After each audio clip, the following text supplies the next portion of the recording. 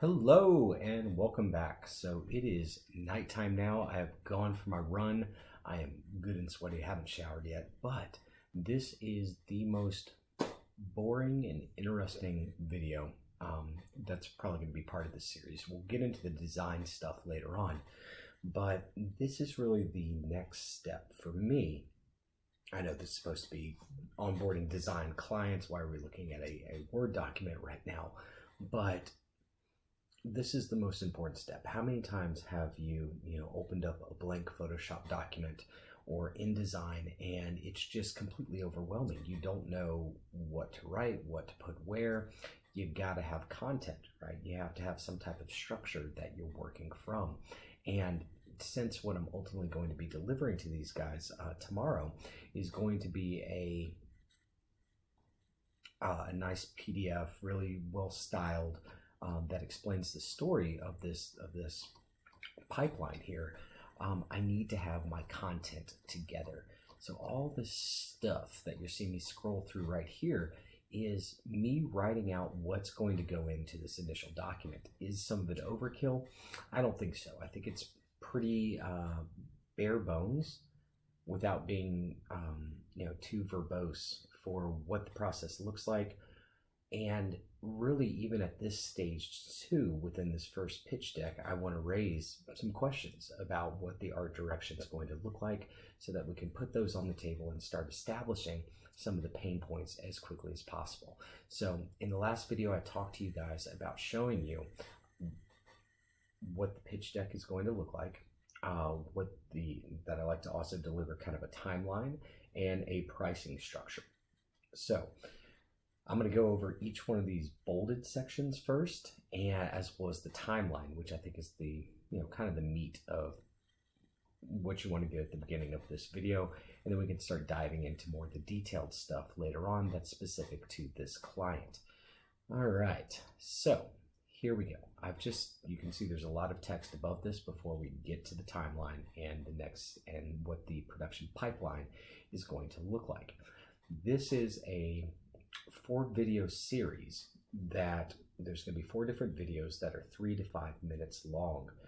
And with those, I found in the past that the biggest hiccup and speed bump that you can have along the way is the script.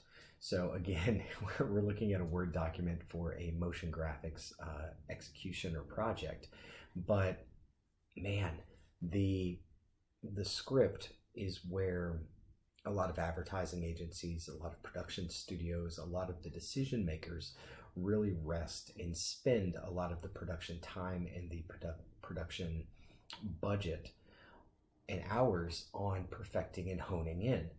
This is where the majority of the high-level decision makers come to the table. So I can't tell you how many times within my own career I've had someone give me a finalized script and say, you've got a week to be able to do this 5-minute long video, and then I have to come back and say, oh, wait a second, now one week isn't enough to be able to do this video. Really, I should have had 3 months, a month to be able to produce something like this, and that's still pushing it. That's going into the late evening with me being completely dedicated to that one video.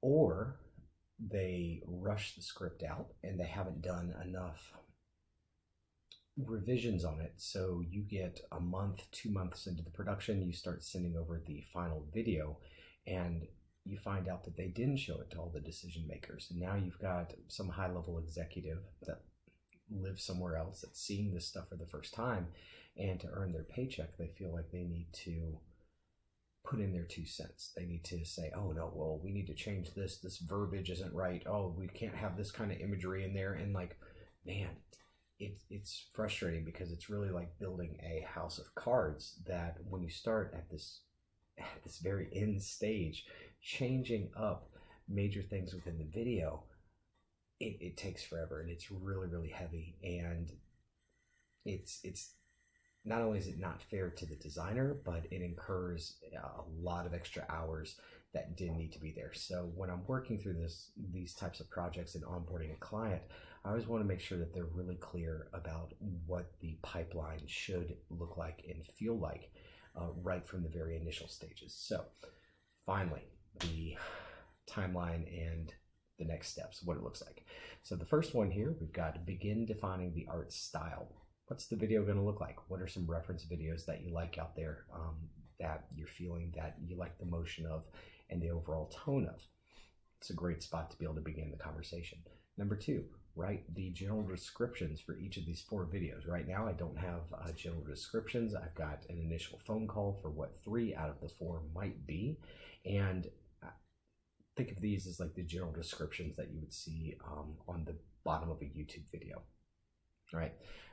That's all I want, is a really super short, high-level description of what these are going to entail. After that, begin preparing the first drafts for each of these videos. And that should be the first drafts of the scripts for each of these videos. Once the first draft is completed, a revision process will begin to shorten the script.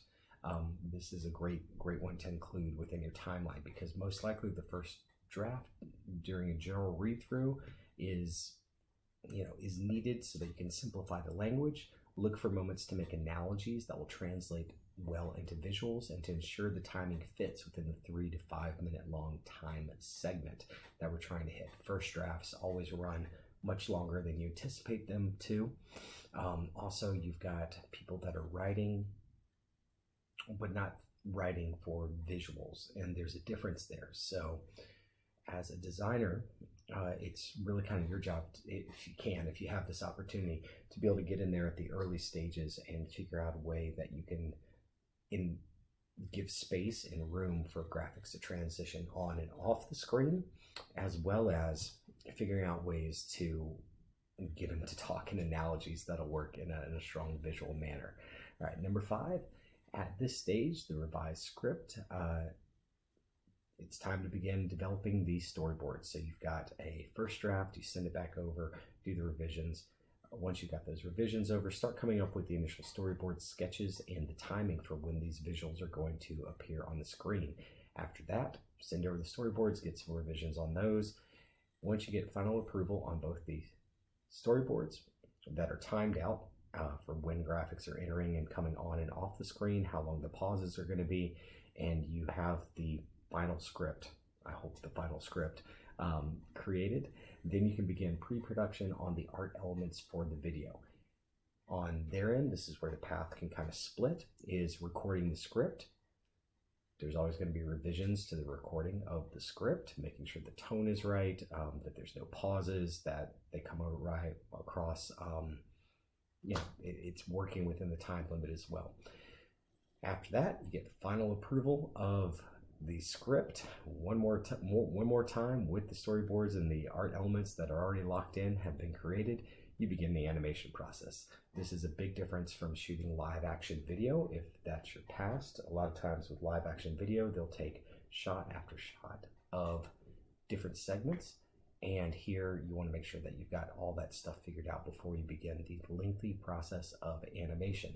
So after the animation is completed, this is a long time here on step number 11, you're going to review the animation. For my clients, I like to give them 2 rounds of revisions, and anything after that, then I start charging a day rate of $500 for any changes. So this means if they want the logo to spin instead of slide in after that 3rd revision cycle, $500.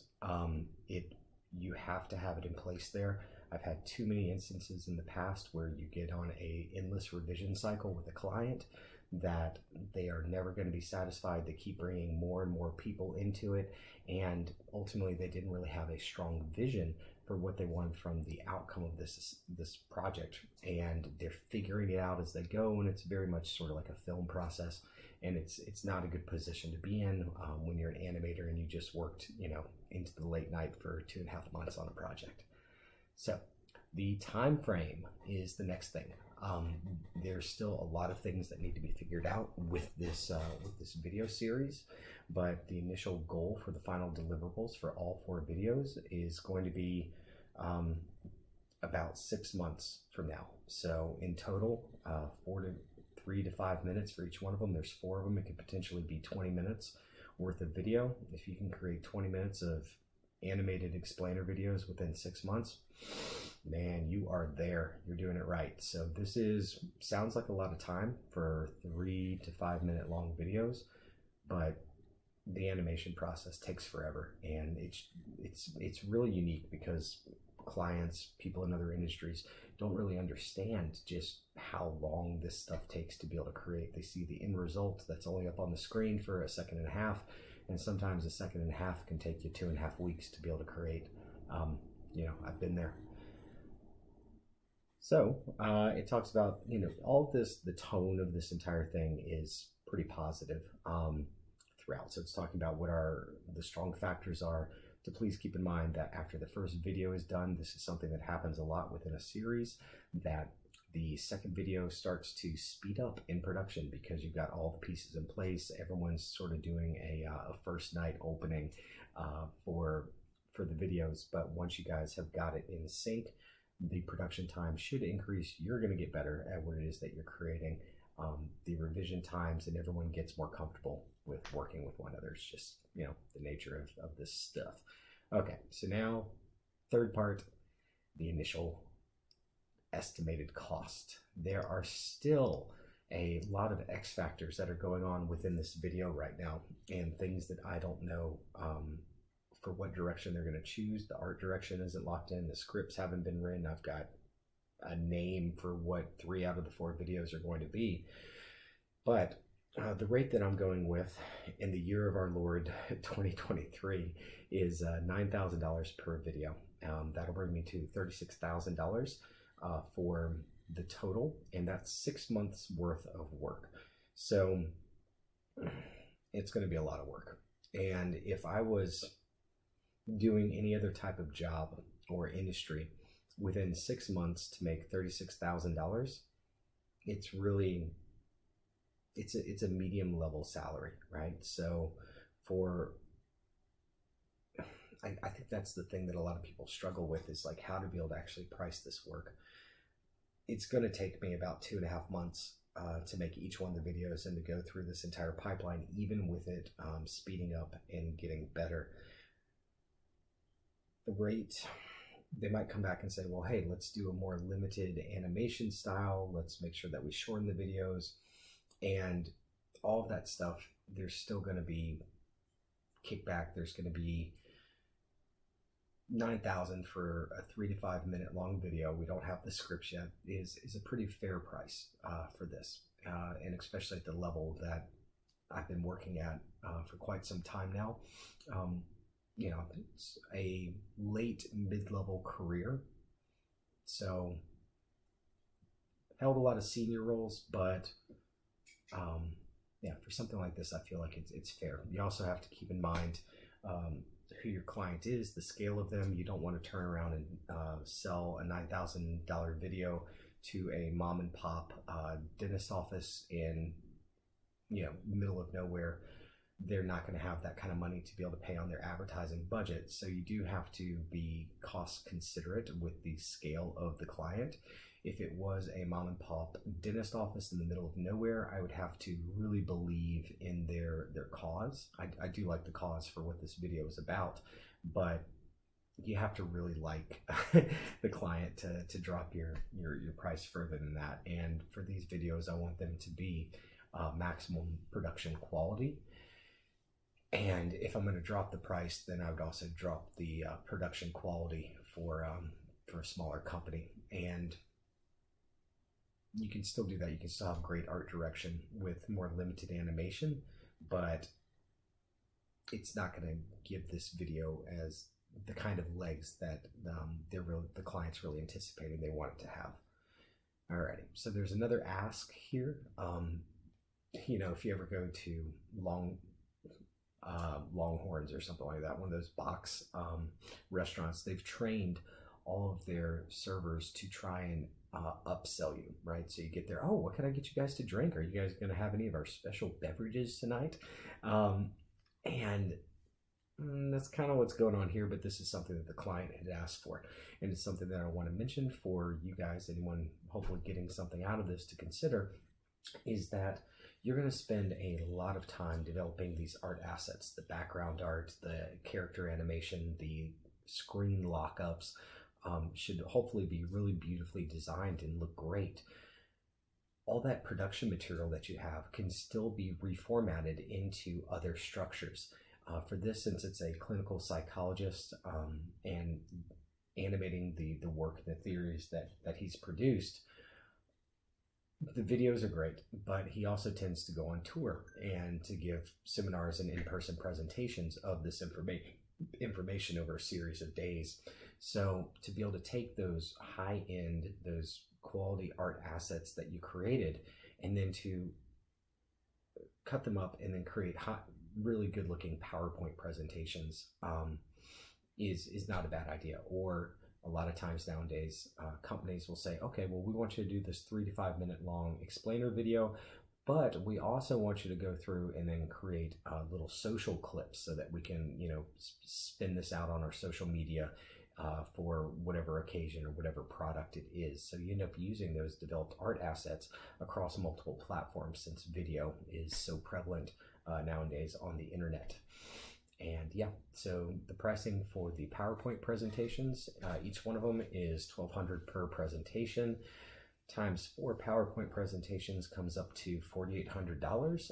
And the reasoning for that is that even though the arts assets are already created, you're taking a script that was written for these videos and then really starting up the cycle again on distilling that information down even further and figuring out what needs to go on each screen. And then there's going to be a lot of screens for this stuff. There's a lot of great information that this fellow has to be able to deliver.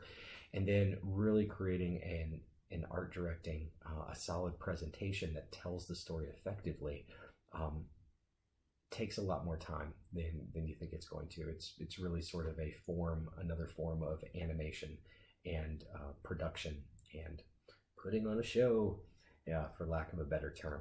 So this video is starting to run a little bit long here, so I want to just cover some of the other things that I've got a little bit faster. I don't want to go into each one of these too in depth, but these are good structural things to lead with at the beginning of the presentation to set the tone. So the first little segment here, it can be considered a general overview of what the project's going to be.